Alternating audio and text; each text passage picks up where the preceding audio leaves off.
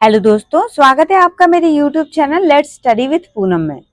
भारत में जब पारंपरिक पहनावे की बात आती है तो साड़ियों में महेश्वरी साड़ी का एक विशेष स्थान है।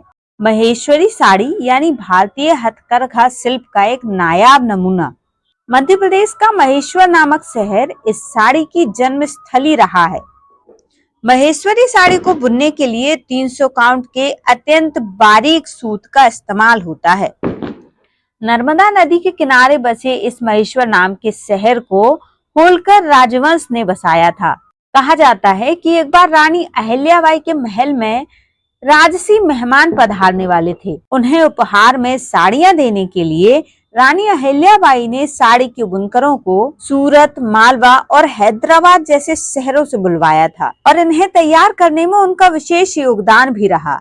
इसीलिए इन साड़ियों का नामकरण अहिल्याबाई की राजधानी महेश्वर के नाम पर ही पड़ा। महेश्वरी साड़ी शुरुआत में केवल राजे रजवाड़ों के परिवार तक ही सीमित थी। स्वतंत्रता के बाद जब राजे रजवाड़ों का दौर खत्म हुआ तो महेश्वरी साड़ियों की मांग भी कम होने लगी। 1978 में होलकर परिवार के वंशजों ने इस कला को फिर से पुनर्जीवित करने का बीड़ा उठाया। इसके लिए उन्होंने एक NGO की भी स्थापना की। इस NGO की बदौलत महेश्वरी साड़ियों को फिर से अपनी खोई हुई पहचान मिली और महेश्वरी साड़ियां एक बार फिर राष्ट्रीय और अंतर्राष्ट्रीय बाजारों में छाने लगी। शुरुआत में इन्हें बनाने में केवल रेशम का इस्तेमाल होता था। अब इन्हें बनाने के लिए कॉटन, रेशम के साथ ही ऊन का भी इस्तेमाल होता है। महेश्वर के किले, महल, मंदिर की नक्काशी को बुनकरों ने बहुत ही खूबसूरत तरीके से साड़ियों में ढाला है।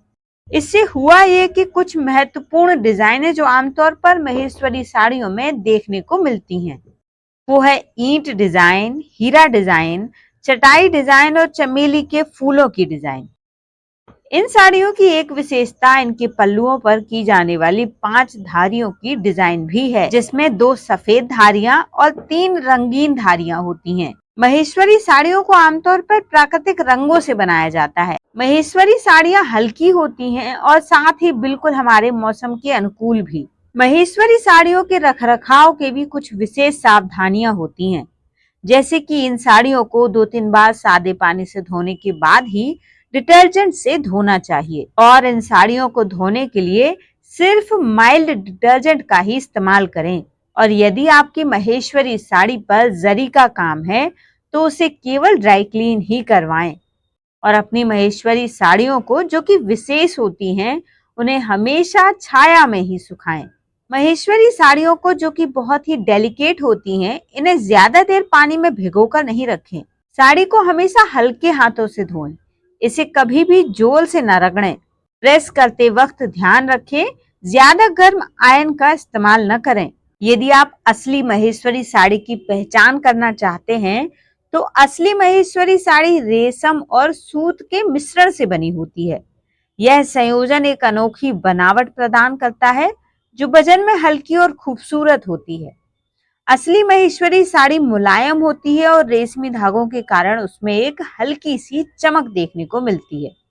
यही इसकी खास पहचान है जो इसे औरों से अलग बनाती है। तो देखा आपने, महेश्वरी साड़ियां इतनी खास और इतनी विशेष क्यों हैं? क्योंकि इनमें बुनाई में सूत के साथ रेशम को मिलाया जाता है। दोस्तों, यदि आपको हमारा ये वीडियो पसंद आया हो तो चैनल को लाइक, शेयर और सब्सक्राइब जरूर करें। और यदि आप किसी विशेष टॉपिक पर हमसे वीडियो चाहते हैं तो कमेंट जरूर करें। अब मिलते हैं अगले वीडियो में, तब तक के लिए धन्यवाद।